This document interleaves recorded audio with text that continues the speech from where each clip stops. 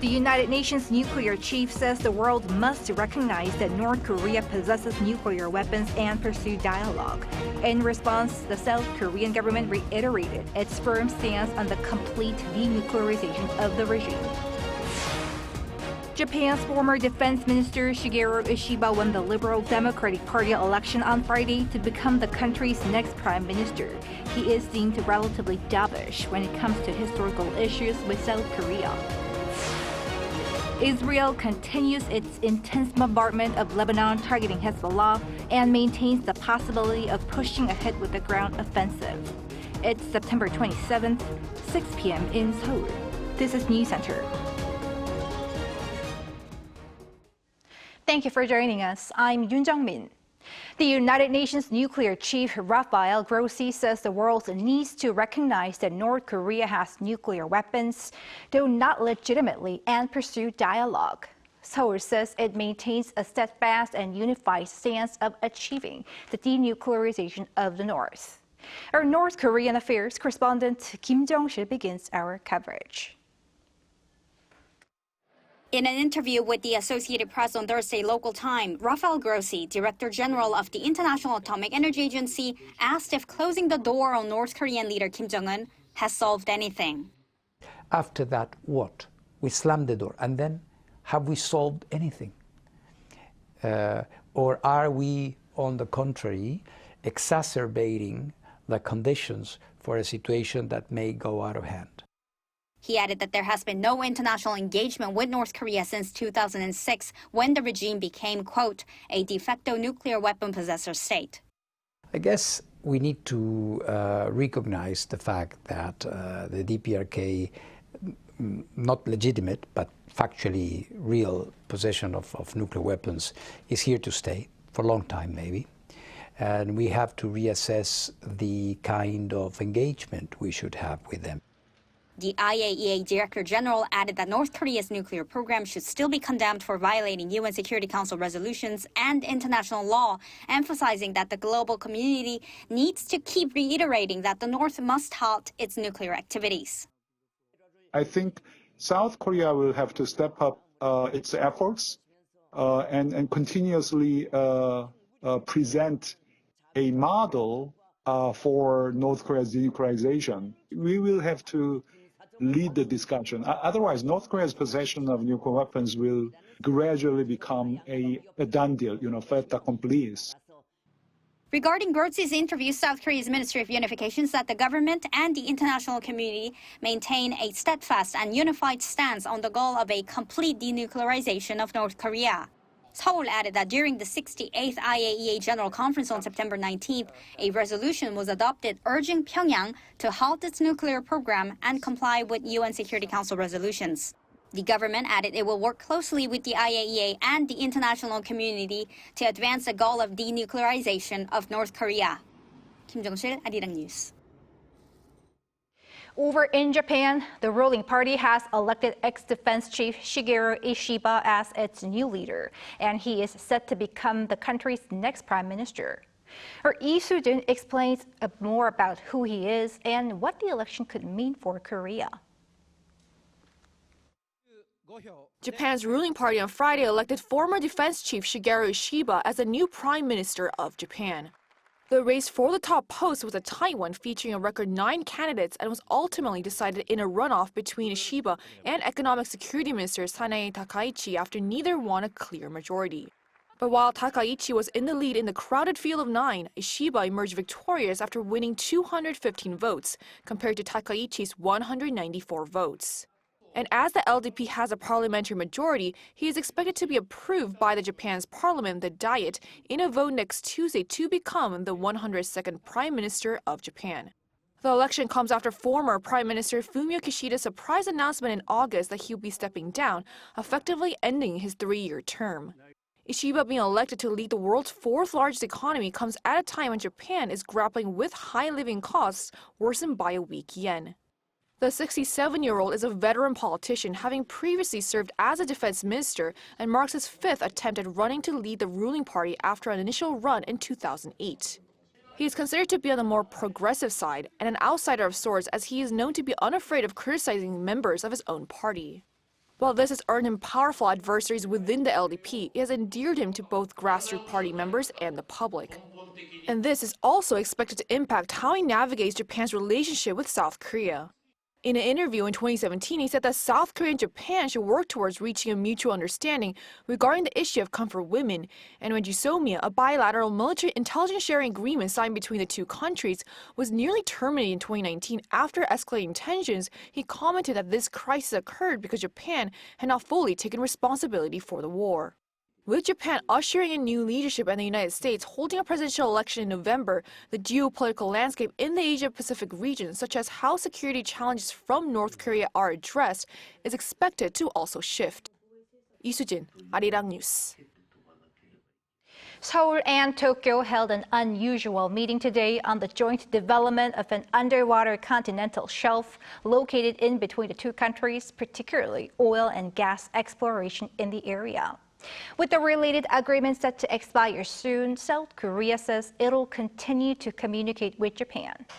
Our foreign affairs correspondent Bae Eun-ji explains more. The Joint Development Zone, or JDZ, located south of Jeju Island, lies in the waters between South Korea and Japan.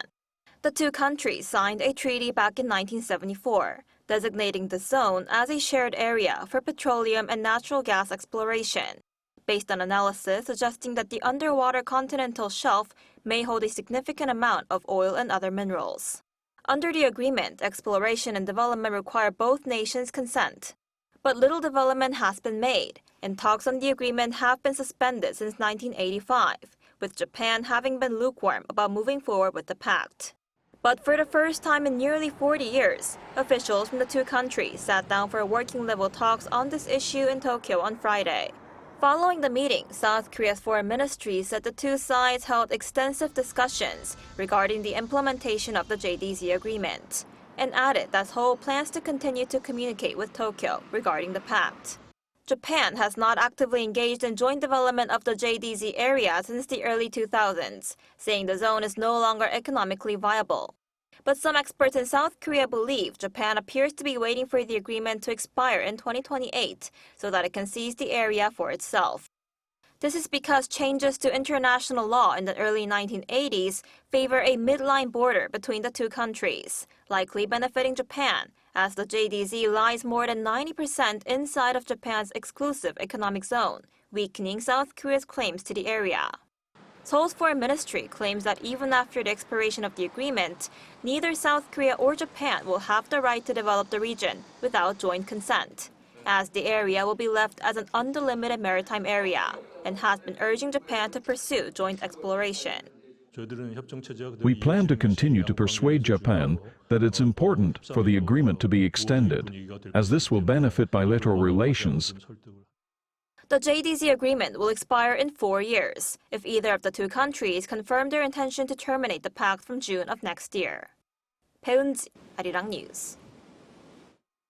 Elsewhere, despite international calls for a ceasefire, Israel maintains its military offensive against Hezbollah, targeting the Lebanese militant group's key figures. Additional Israeli strikes on Lebanon have killed more than 90 people.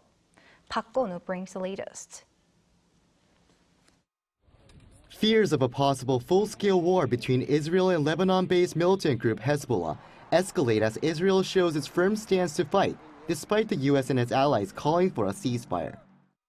We are continuing to hit Hezbollah with full force, and we will not stop until we achieve all our goals. First and foremost, returning the residents of the north safely to their homes. Another Israeli airstrike in the Lebanese capital Beirut on Thursday local time killed at least 2 people and left 15 wounded, according to Lebanon's health ministry. The commander of Hezbollah's aerial command, Mohammed Surur, was reportedly killed during the attack. And more Israeli strikes were made on Thursday in Lebanon, resulting in 92 people dead and over 150 wounded. Though Hezbollah hasn't yet commented about the calls for a ceasefire, it also attacked Israel with multiple rocket launches on Thursday. On the same day, Israel also conducted a military exercise to prepare for a potential ground invasion in Lebanon. Meanwhile, the U.S. and its allies have called for a ceasefire between Israel and Hezbollah. The proposal for an immediate 21-day ceasefire to allow negotiations between Israel and Hezbollah was made during a statement at the UN General Assembly on Wednesday. Since the escalation in Israeli strikes on Hezbollah on Monday, nearly 700 people have been killed in Lebanon. Israel and Hezbollah has been striking each other almost daily since October 7, when the Israel-Hamas war began. Park Gonu, Arirang News. And South Korea, for its part, has shared its support of calls for a ceasefire between Israel and Hezbollah. In a statement on this Friday, the foreign ministry said the Korean government fully backs the 3-week truce proposal. The proposal, drawn up by the U.S., its European allies, and Arab powers, was announced in a joint statement Wednesday evening. The foreign minister here has urged for a prompt adoption of the proposal by all parties to ease mounting regional tensions. Now, shifting to another major war, U.S. President Joe Biden has pledged some $8 billion in military aid to Ukraine amid its counteroffensive against Russian invasion. Lee Seung-jae with the details.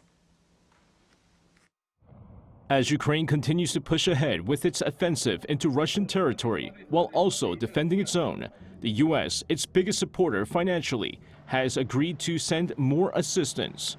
Ahead of his meeting with Ukrainian President Vladimir Zelensky at the White House on Thursday local time, U.S. President Joe Biden announced that nearly $8 billion in military aid.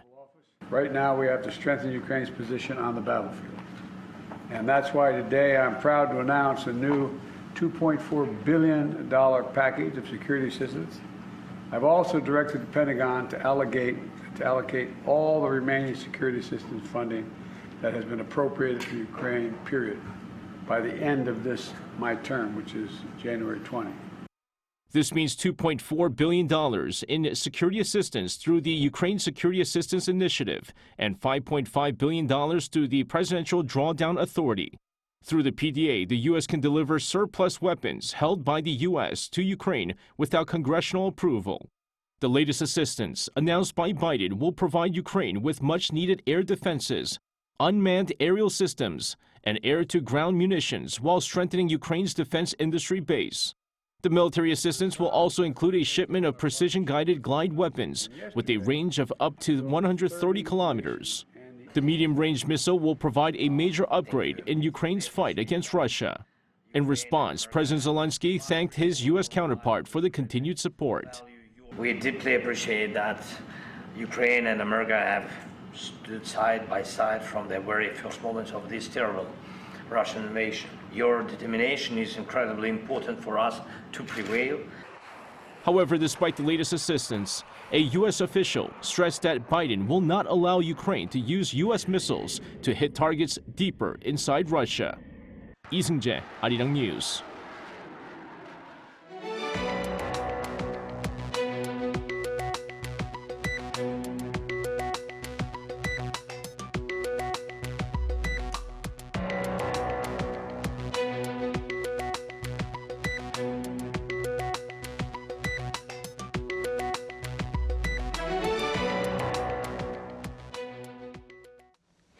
As part of the government's healthcare reform, the authorities have outlined plans to inject funds worth $2.5 billion annually so that large hospitals can better focus on taking care of critically ill patients.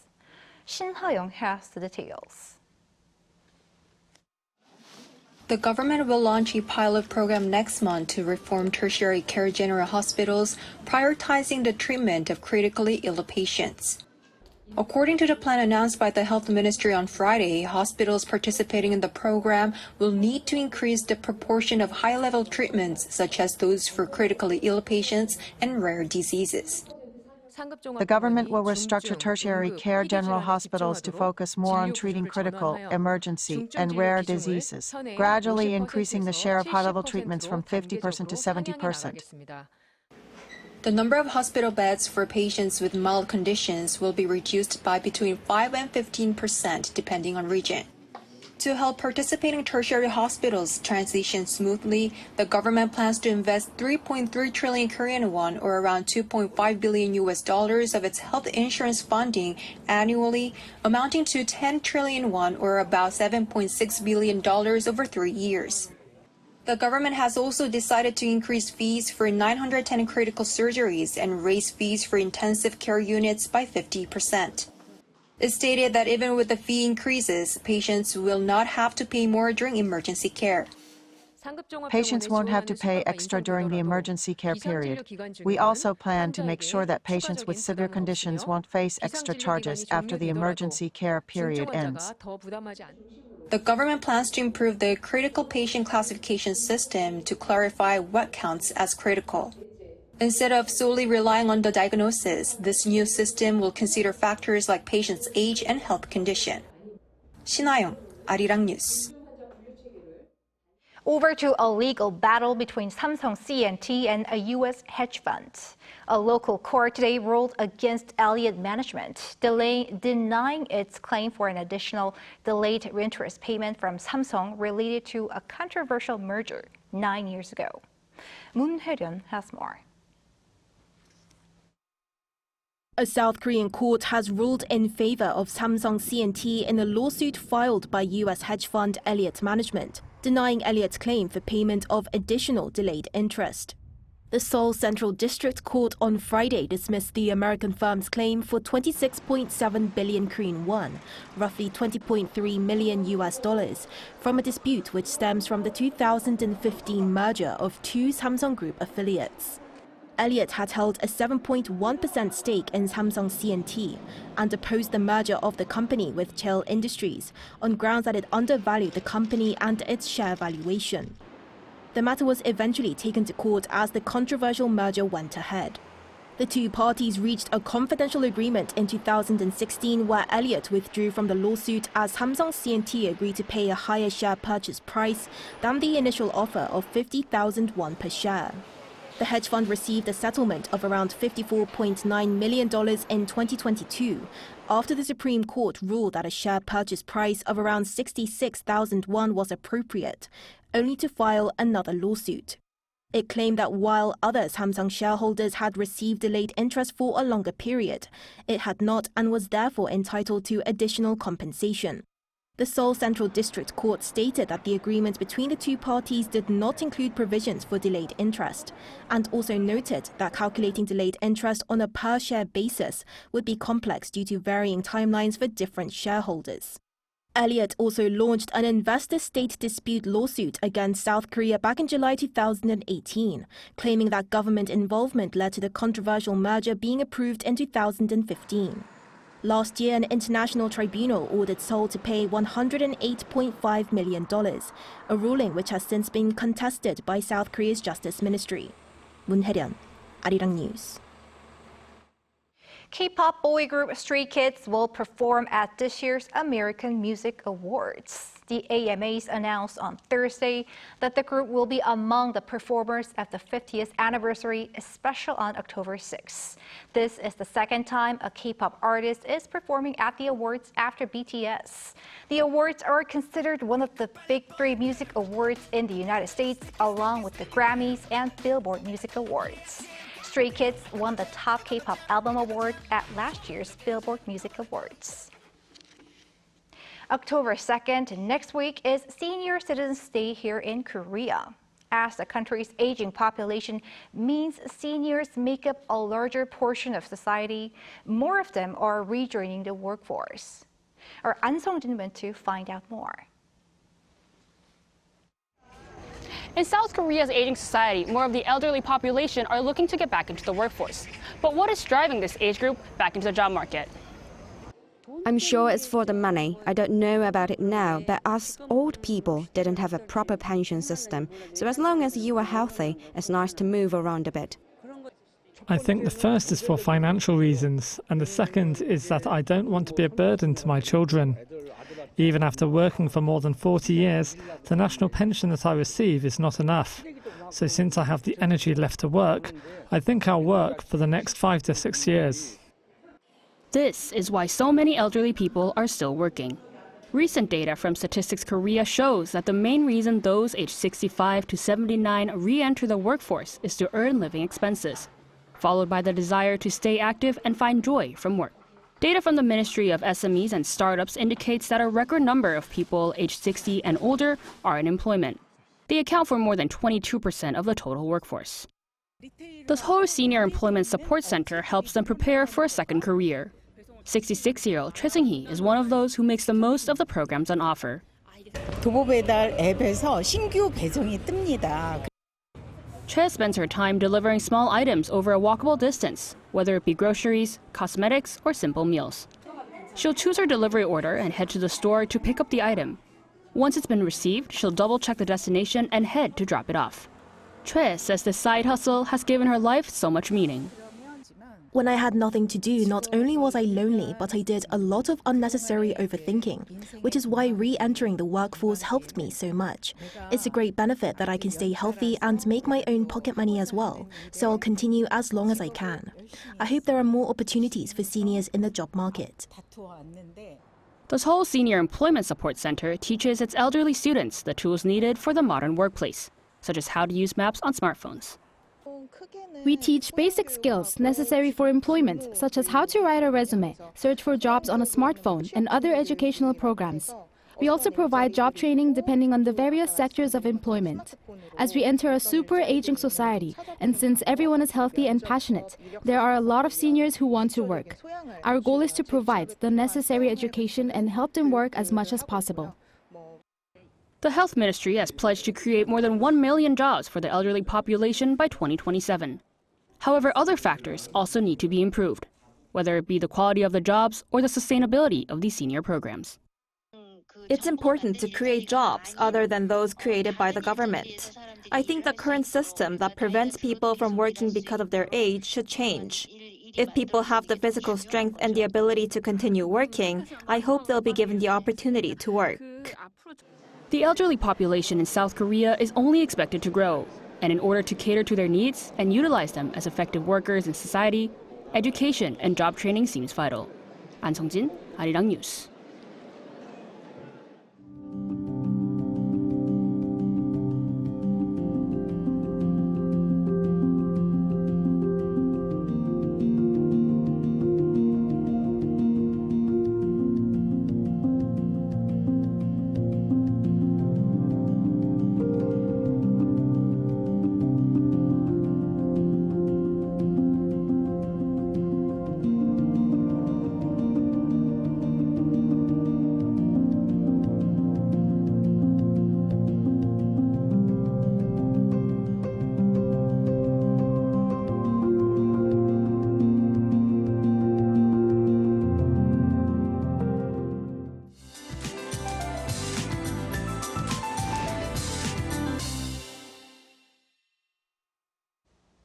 Inland areas are generally sunny as the late heat remains. The humidity is low, so the heat doesn't feel severe, but the temperature is 3 degrees higher than in previous years.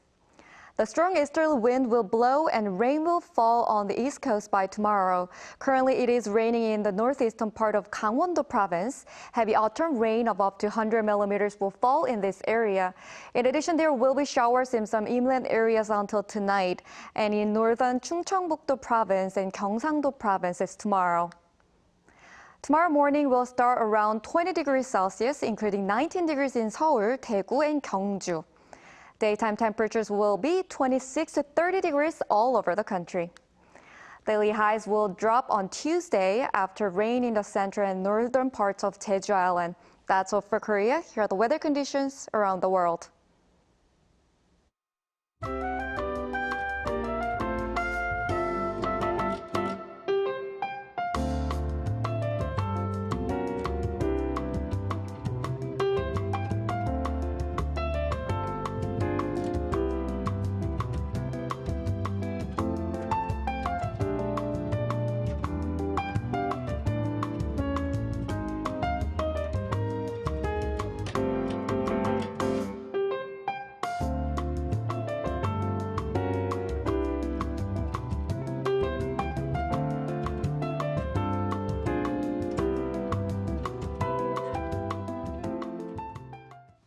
That is Newscenter for tonight. Thank you for watching. A panel session up next.